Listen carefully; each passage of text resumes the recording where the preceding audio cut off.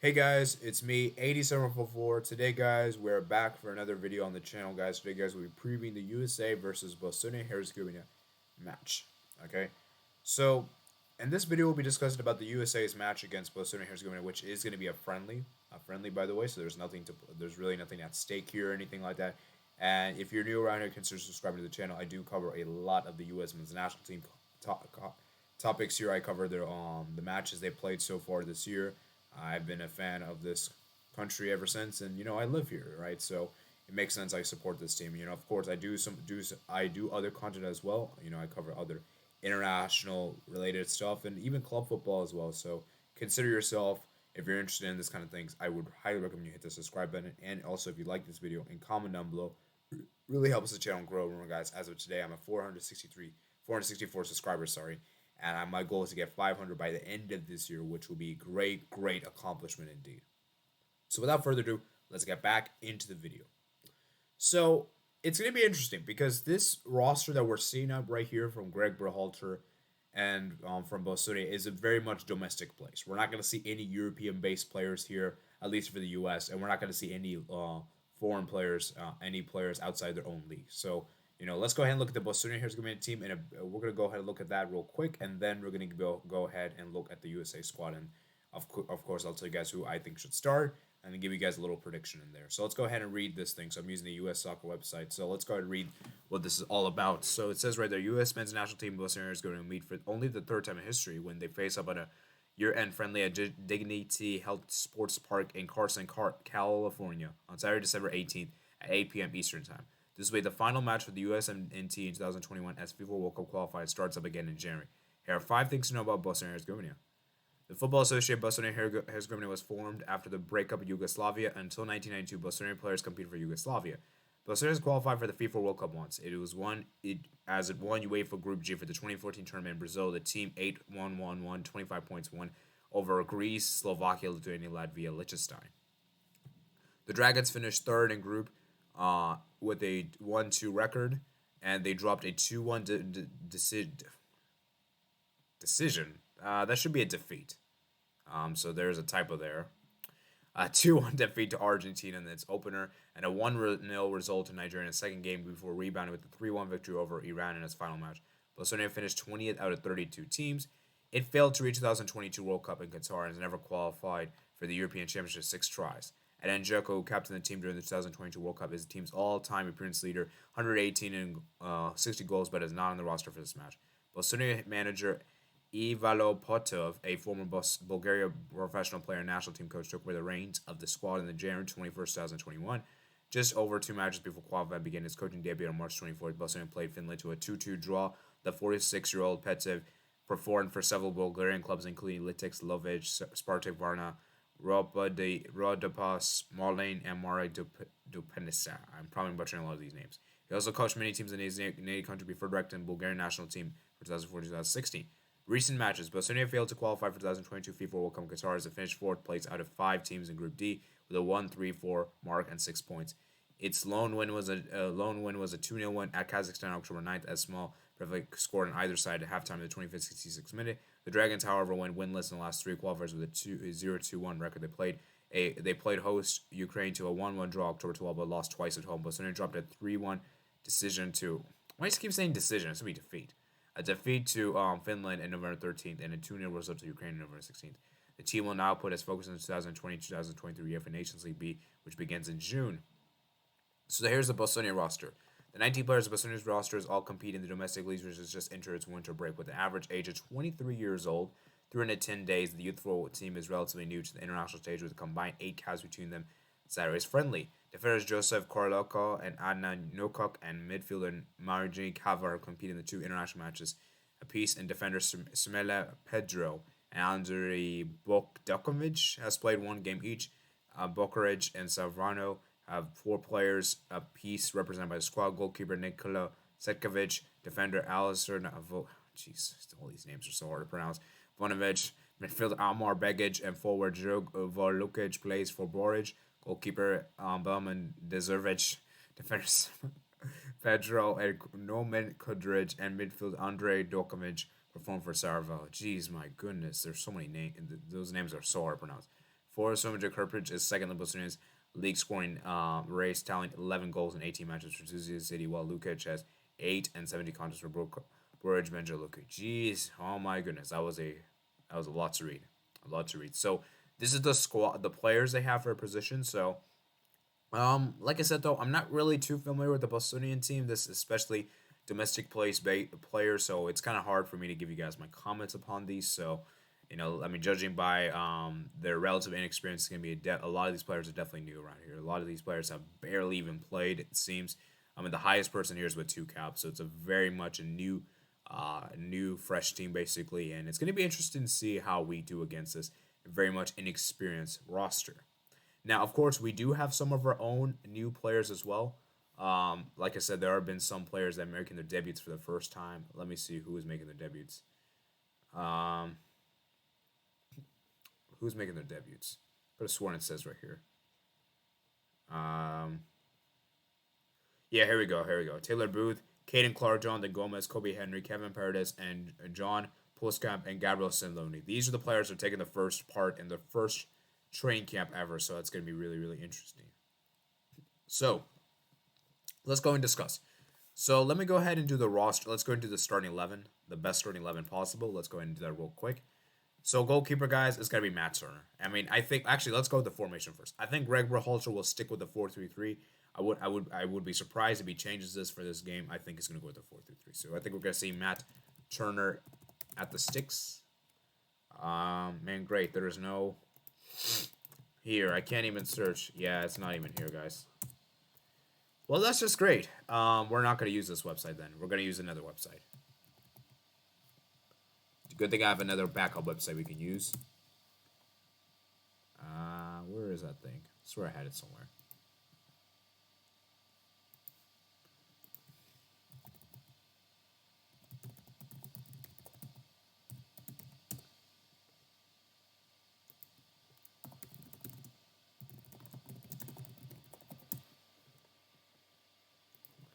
Here we go. This is the one website I like. I like this website a lot.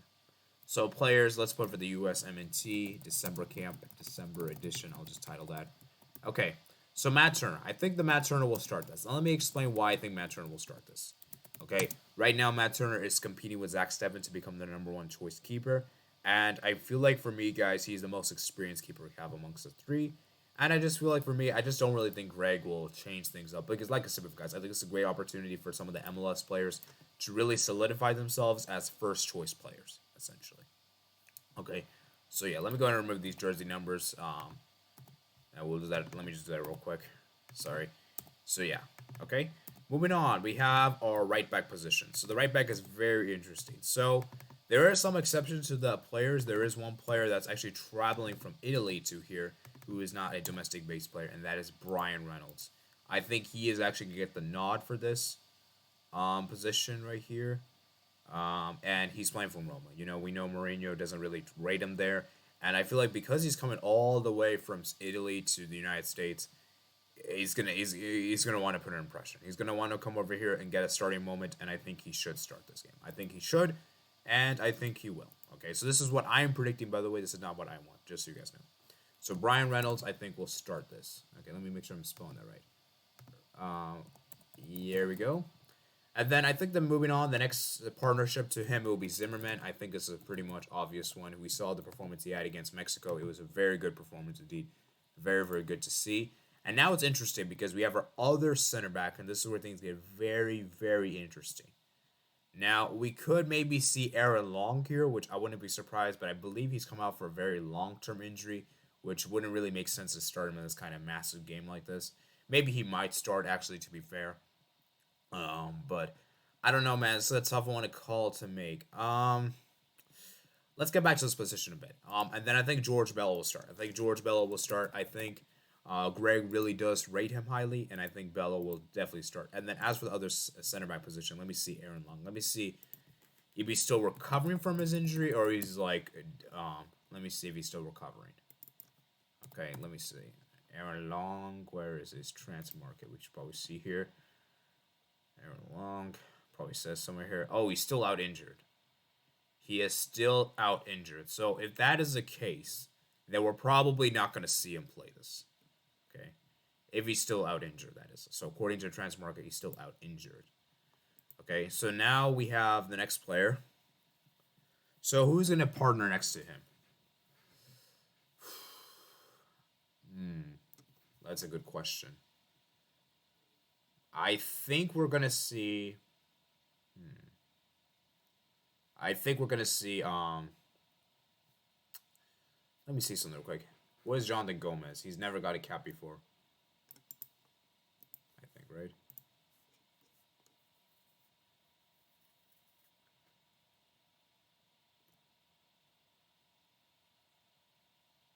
Oh, no, he has got a cap. Wait, hold up.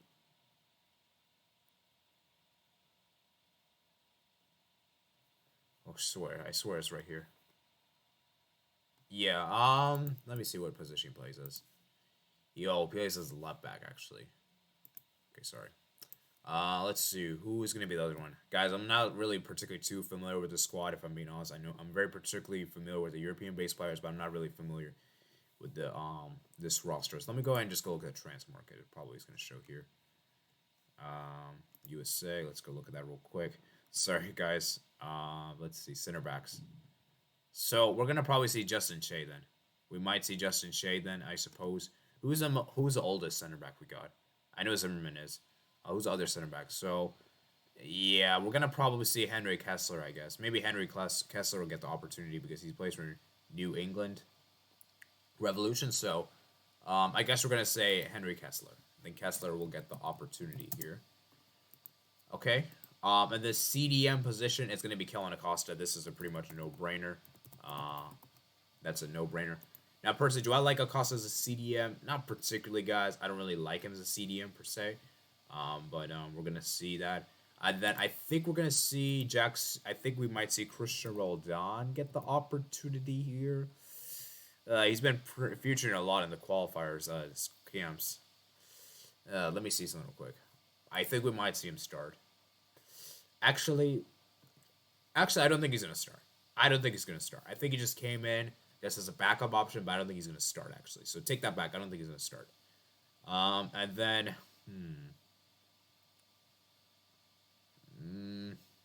You know what? I'm going to go for a surprise here. I think Jackson you will get the start. I think he'll start. And then I think we're going to see Kevin Paredes. I think he's going to get the opportunity here. So I'm fairly confident with Acosta. Like, let me tell you the players. Actually, I'll tell you guys in the end. So, yeah, Pepe is going to start as a striker. That's a pretty much a no-brainer. That's a pretty obvious pick to make there. And then I think for the left wing, we might see Caden Clark. I've heard a lot of good stuff about him. He's very young, very talented. He played in the I forgot what was the thing. There was like a tournament that just happened recently with Brazil, Mexico. Was the I forgot that the cup was called. Crap. Let me just search that up real quick. Let's see. What was that competition called?